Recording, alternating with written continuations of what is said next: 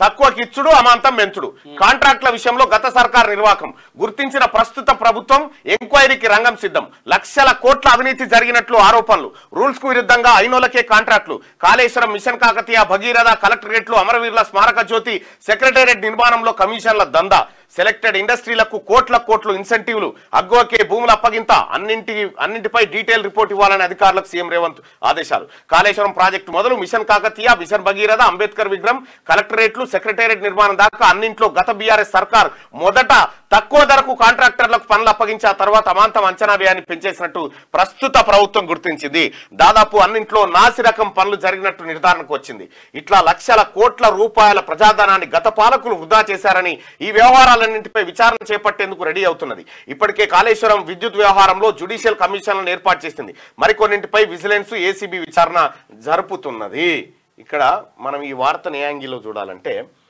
వివిధ ప్రాజెక్టుల అంచనా వ్యయాలు కాళేశ్వరం ప్రాజెక్టు 80,190 కోట్లతో కడతామని చెప్పారు కానీ 1,25,000 కోట్లు చేశారు దాన్ని సెక్రటేరియట్ 400 కోట్లతో కడతామని చెప్పారు కానీ 1000 కోట్లతో కట్టారు కలెక్టరేట్లు 1,500 కోట్లతో నిర్మిస్తామని చెప్పారు కానీ 1,850 కోట్లు ఖర్చు పెట్టారు కమాండ్ కంట్రోల్ రూము సెంటర్ ఏదైతే ఉందో 400 కోట్లతో అయిపోతుందని చెప్పారు కానీ 600 కోట్లు చేశారు అమరవీరుల స్మారక జ్యోతి 80 కోట్లతో కడతామని చెప్పారు 177 కోట్లతో కట్టారు డబుల్ చేశారు అంబేద్కర్ విగ్రహం 104 కోట్లతో కడతామని చెప్పారు 165 కోట్లయింది వరంగల్ హాస్పిటల్ 1,100 కోట్లతో కడతామని చెప్తే 1,726 కోట్లయింది ఇక ప్రగతి భవన్ 38 కోట్లతో కడతామని చెప్పి 46 కోట్లు చేశారు యాదాద్రి పవర్ ప్లాంట్ 30,000 కోట్లతో కడతామని చెప్పి 40,000 కోట్లు చేశారు అయితే నేనేమంటున్నా ఇప్పుడు కడతా అనుకున్నటువంటి అంచనా ఇది కట్టిన అంచనా ఇది ఇట్లా 1,00,000 కోట్ల రూపాయల దాకా అదనంగా ఖర్చు పెట్టి మింగిరు ఈ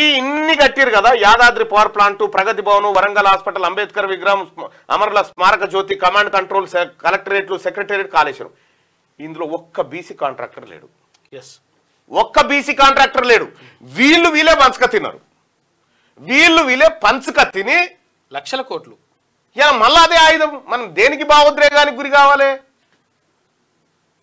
వీళ్ళ అధికారంలో ఉన్నప్పుడు వాళ్ళు పంచక తిన్నారు వీళ్ళ అధికారంలో ఉన్నప్పుడు వీళ్ళు పంచక తిన్నారు ఈడ వచ్చిన నష్టం ఎవరికి బీసీ ఈ పేద వర్గాల బిడ్డలకే కదా మరి ఇందులో ఏ ఒక్క బీసీ కాంట్రాక్టర్ లేడే ఈ పంచక తిన్న దాంట్లో ఏ ఒక్క బీసీ కాంట్రాక్టర్ లేడు కదా నిన్న ఏది మన అమృత స్కీమ్ ఉంది కదా అందులో ఎంత 3,000 ఎన్ని కోట్లు 3,516 కోట్లు 16 కోట్లు ఇది నిన్న టెండర్లు అని చెప్పి మళ్ళా పంచుకురు ఎక్కడిదక్కడ పంచుకున్న దాంట్లో ఒక్కొక్క బీసీ తలకాయ మీద ఈ పంచుకున్న దాంట్లో పంచుకుంది వాళ్ళు అప్పు ఎవరి మీద పడ్డదంటే ఎంత పడ్డదంటే 1,926 రూపాయల 24 పైసలు ఒక్కొక్క బీసీ తలకాయ మీద పడ్డది ఈ అప్పు జస్ట్ కి 3,000 కోట్లనే ఈ పంచుకుంటేనే వీళ్ళు ఎవరు కాంట్రాక్టర్లు పంచుకుంటే ఈ అప్పు ఎవరి మీద పడ్డదంటే ఒక్కొక్క బీసీ తలకాయ మీద 1,926 రూపాయలు పడ్డది బీసీ తల మీద ఇది పడ్డ అప్పు లక్షల కోట్లకి ఎన్ని పడాలి తెలంగాణ రాష్ట్రంలో బీసీలు బ్యాంకులకు ఎంత అప్పు కట్టాలి ఎరికేనా బీసీలను తాకట్టు పెట్టిరు 3.32 లక్షల కోట్లు బీసీలను తాకట్టు పెట్టి ఈ ప్రభుత్వాలు ఈ అగ్రవర్ణాలు తెచ్చినటువంటి అప్పు ఇది మనం తాకట్టు పెట్టి 3,32,000 కోట్లు 3,32,000 కోట్లు కేవలం బీసీలే కట్టాలి ముదిరాజ్ సోదరులారా తెలంగాణ రాష్ట్రంలో మీ అప్పు వాటా ఎంత ఒక్కొక్క ముదిరాజ్ స్థల మీద ఎంత అప్పు ఉంది నేను మా వాళ్ళకి చెప్తా ఉన్నా మా టీం వాళ్ళకి ఈ లెక్కలు తీరి ఒక్కొక్క బీసీ కులాల మీద పద్మశాలీల మీద ఎంత అప్పు జమైంది ఒక్కొక్క తల మీద గౌడల మీద ఎంత జమైంది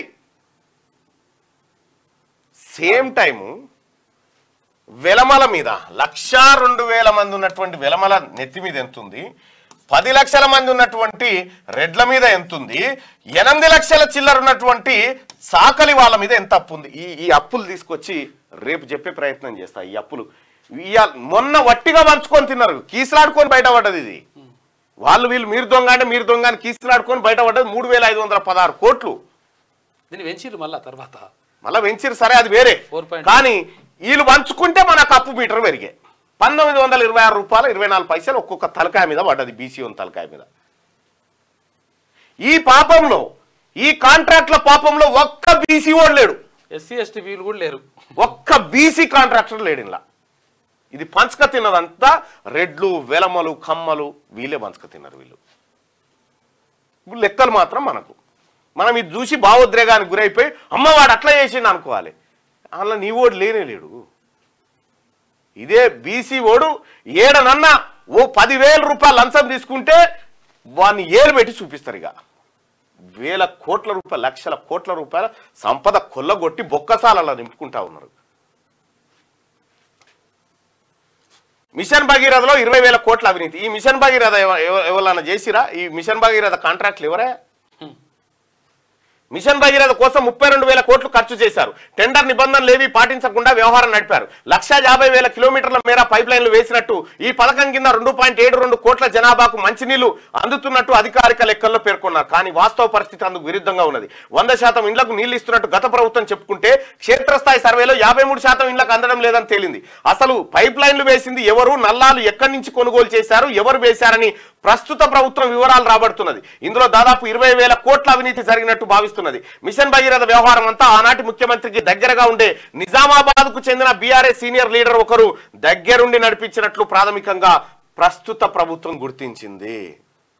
తెలంగాణ ప్రజలారా, మన నెత్తి మీద అప్పు తెచ్చి వీళ్ళు పంచక తిన్నారు. వీడు వాడనేం లేదు, వాళ్ళందరూ ఒకటై పంచక తిన్నారు. కాళేశ్వరం ప్రాజెక్టు మొదలు మిషన్ కాకతీయ, మిషన్ భగీరథ, అంబేద్కర్ విగ్రహం, కలెక్టరేట్లు, సెక్రటేరియట్ నిర్మాణం దాకా అన్నింట్లో గత బీఆర్ఎస్ సర్కార్ మొదట తక్కువ ధర కాంట్రాక్టర్లకు పనులు అప్పగించి ఆ తర్వాత అమాంతం అంచనా వ్యయాన్ని పెంచేసినట్టు ప్రస్తుత ప్రభుత్వం గుర్తించింది. దాదాపు అన్నింట్లో నాసిరకం పనులు జరిగినట్టు నిర్ధారణ. మొత్తం నాసిరకం పనులే. నిన్న చెప్పినటువంటి శోధా కంపెనీ ఉందిగా, ఆ శోధా కంపెనీకి సంబంధించి గతంలో ఇంకోటి ఇన్ఫ్రాటెక్ కంపెనీ అని ఉండే వాళ్ళదే, సృజన్ రెడ్డిదే. ఆ కంపెనీ ఆస్తులు అమ్ముతా ఉన్నారు. అంటే నథింగ్ బట్ ఐపీ పెట్టి వెళ్ళిపోయేటువంటి పరిస్థితిలో ఉంటే మళ్ళీ కొత్త కంపెనీ సృష్టించి తద్వారా 100 కోట్ల కాంట్రాక్టు.